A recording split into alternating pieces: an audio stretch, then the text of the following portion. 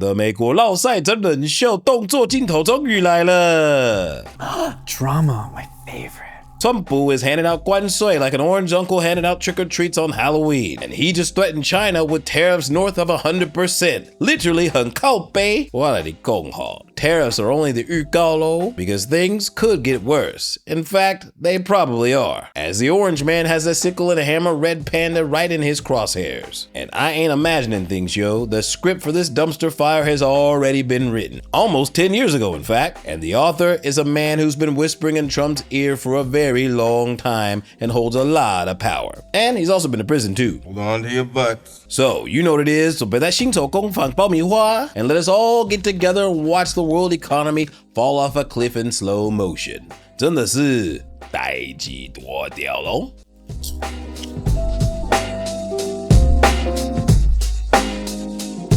Okay, so while I took my beard on a much-needed vacation, a few of y'all were up in the comments trolling. 索那你看，台湾有32%的关税，因为川普啊，你上次不是说川普是台湾的好朋友吗？你这个晒黑的川普铁粉台湾人，台积电浪费100 billion for nothing， 你这个恶心直男黑人、美国人、台湾人出来讲解释，我要看你怎么洗白。What are you waiting for？ 啊？是哦，那我上个月好像说了什么事？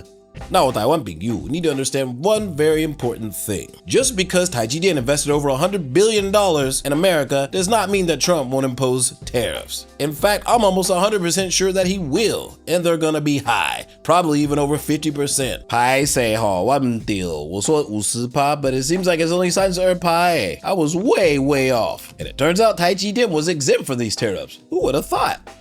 I always say tariffs is the most beautiful word to me in the dictionary. So, back before being an influencer was cool and posting meant actually nailing something to a wall, Donald Trump, America's most modest man, casually dropped 95 grand or $250,000 in today's money to buy a full-page ad in the New York Times just to share his deep thoughts with America. That's crazy, man. Guess no one told him a simple letter to the editor would have been free. Now, this analog tweet featured the same messaging he'd recycle for the next 4 decades. That everyone is laughing at us. What would you do differently, Donald? I'd make our allies, forgetting about the enemies you can't talk to so easily, I'd make our allies pay their fair share. We're a debtor nation. Something's going to happen over the next number of years with this country because you can't keep going on losing $200 billion, and yet we let Japan come in and dump everything right into our markets and everything. It's not free trade. If you ever go to Japan right now and try to sell something, forget about it, Oprah. Just forget about it. It's almost impossible. They don't have laws against it. They just make it impossible. They come over here, they sell their cars, their VCRs, they knock the hell out of our companies. And hey, I have tremendous respect for the Japanese people. I mean, you can respect somebody that's beating the hell out of you, but they are beating the hell out of this country. This sounds like political presidential talk to me, and I know people have talked to you about whether or not you want to run. Would you ever?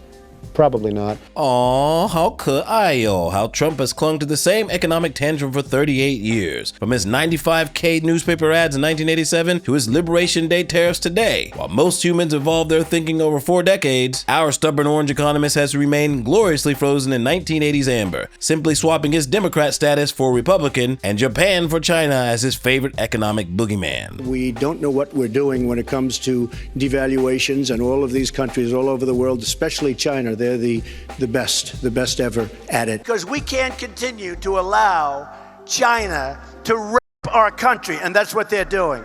It's the greatest theft in the history of the world. I just think the country is doing terribly. We're being ripped off by everybody, every country, including China, big league. The biggest thing we have to do is new trade agreements. China is killing us.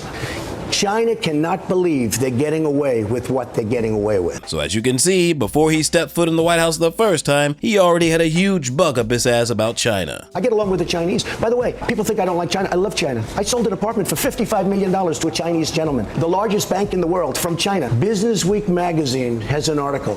What do the Chinese most want? One of the 10 things. Anything Trump. So don't tell me about China. I know China. I have a very good relationship with President Xi. I think a great relationship. The relationship I have with President Xi is I would say a great one. I think he's a very unique person. A few moments later. Therefore, if China does not withdraw its 34% increase above their already long-term trading abuses by tomorrow, the United States will impose additional tariffs on China of 50%, effective from April the 9th. 我跟你讲, by now, if there's anyone out there who still thinks that Trump is actually Xi Jinping's good friend and is going to sell out Taiwan, you're either an idiot or you're a CCP 小粉红. This is 台语的小，不是国语的小哦。Now, while Trump may not necessarily be Taiwan's good friend, China is definitely his enemy. And when it comes to Taiwan, ain't the enemy of my enemy, my friend. But do you know what? Trump has someone by his side who hates China even more than he does. And this guy has actually visited Taiwan before. In fact, this white nigga with a Spanish name probably hates China more than any meeting green Taiwan run does. Don't trust China. China is asshole. He hates these fools so much that he wrote down his hate across 320 pages, which now serves as a playbook for Trump's trade war against China. From the White House to prison and then back to the White House again, enter in Peter Navarro, the counselor to the President of the United States. And in the next chapter, you're gonna learn just how crazy things are about to get. Do I even need to say it?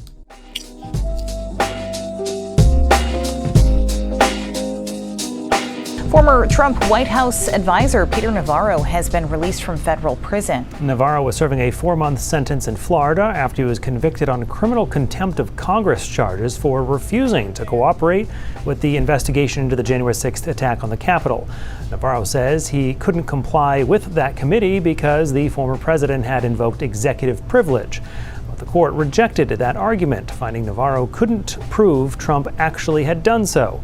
Navarro is scheduled to speak at the RNC this evening in Milwaukee. Fun fact, Peter Navarro holds a PhD in economics, and during Trump's first term, he was his director of national trade. Now, this man single-handedly set the stage for Trump's anti-China rhetoric for the next 8 years. If you think about what trade wars are, they're basically when one country bends the rules for advantage. And China has been doing that very, very effectively since they joined the WTO. Now, this video was uploaded to YouTube over 12 years ago, and before 2013, Navarro already believed that a trade war was going down and that China was fucking up the U.S. bad. The next thing on the chessboard really is to deal with something, Lou, that you've been talking about for years. China's stealing our technology, but also more subtly the forced technology transfer, where American companies go over to China. In order to get access to that market, they got to give China the technology. It's just the worst kind of abuse. We're going to be moving forward with some recommendations for the president. And I'll tell you what, there's nobody going to oppose that in this country. The Capitol Hill is very concerned about this issue. The business community, obviously all the manufacturers. Now, this is from 7 years ago, and you can clearly see Navarro's view on China during Trump's first term. In his mind, China was not only attacking America, but they were also stealing our shit. Is the seventh act of aggression, which I want to mention, is the of Americans with made in China fentanyl and opioids. By the end of the day, it'll be over 100. By the end of the week, it'll be over 1,000. And China, made in China opioids are killing 50,000 Americans a year. That in and of itself is grounds for a very tough stand against China. With respect to the farmers. This is from 5 years ago, when Pete was hot on China's ass about fentanyl and the 100,000 American lives that it claimed that year. I do think this election is going to be a referendum in many ways on China. And here's what we know, George. The Pew Research Group did a poll which showed that over 90% of the American public think that China is a threat in some way, and over 70% have an unfavorable opinion. In my judgment, the behavior of the Chinese Communist Party over the last 3 months, particularly in terms of unleashing this pandemic, I think they're shooting for 100% negative views. So we'll have Joe Biden, long friend of China, President Donald J. Trump, the only president in modern history to stand up to China, going into November. And it's what this is going to be about. It's not going to be about the pandemic. It's going to be about jobs, because what we have to do now is rebuild the economy. Now, this interview was released 4 years ago, and even then, my man was firm in the belief that the CCP deliberately released the virus of unspecified origin into the world. So let's tally up his grievances, shall we? Drum roll, please. He thinks the CCP steals American technology, doesn't play by the World Trade rules, attacks America, releases viruses of unspecified origin, and mass exports fentanyl to delete Americans. I'm beginning to get the feeling that this guy doesn't like China too much. Don't trust China. China is asshole. So it's 67%, so we're going to be charging a discounted reciprocal tariff of 34%. I think, in other words, they charge us, we charge them less. So how can anybody be upset? They will be, because we never charged anybody anything, but now we're going to charge. Now, last week, Trump announced that it was open season when it came to tariffs on a lot of countries. And a few days after that, he gave China a deadline. Drop their tariffs by midnight or he'd add another 50%, totaling to 104% in tariffs on China. Holy moly. 各位观众，关税大战正式开始咯。And now countries across the globe are scrambling to negotiate, Taiwan included. And it is all a part of Pete Navarro's plan. So what exactly is this plan anyway? What we have here is a national emergency based on massive chronic trade deficits caused by systematically higher tariffs and non-tariff barriers. So when you ask if we're willing to negotiate, the president will always listen. But let's understand what the problem is. When you have a country like Vietnam, let's take Vietnam. When they come to us and say, we'll go to zero tariffs, that means nothing to us because it's the non-tariff cheating that matters. Let's do Vietnam, Joe. They sell us $15 for every $1 we sell them. About $5 of that 15 is China transshipping to Vietnam to evade their tariffs. Now, Navarro and Trump already believe that the World Trade Organization allows China to break a lot of rules. And in turn, they want to establish their own game centered around the US. And in this game, no cheating is allowed. And what I would say to the EU, when you make those announcements, would you be very careful to tell us you're going to lower your non-tariff barriers? EU, drop your 19% VAT. EU, respect the WTO's decisions to let us sell us our pork, our corn, our beef. You don't do that, EU. You dump stuff in here. You're using export subsidies.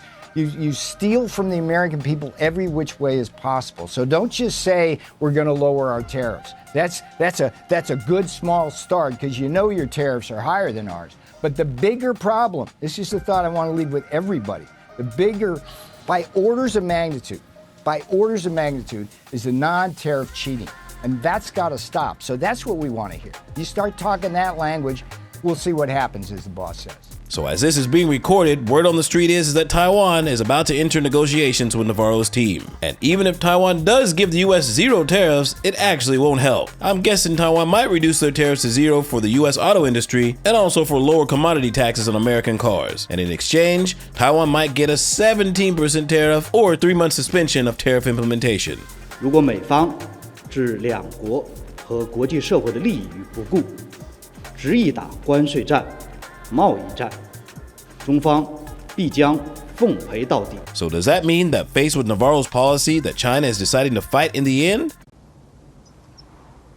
No. From Trump and Pete's point of view, China has been messing with the US for a long time. And it's only now that America is officially starting to counterattack. And the possible 104% tariff is just the first step. 今年可能蛮分代志大条咯. The thing is, it's all been written down in Navarro's book from 2017. Death by China is a magic 8-ball for what the future holds. The simplest and most effective legislative cure for China's mercantilist and protectionist ways, and one that avoids direct confrontation because it need not mention China directly by name, is for Congress to pass the American Free and Fair Trade Act. This act would set out the following ground rules, with appropriately tough sanctions for failing to play by them. Any nation wishing to trade freely in manufactured goods with the United States must abandon all illegal export subsidies, maintain a fairly valued currency,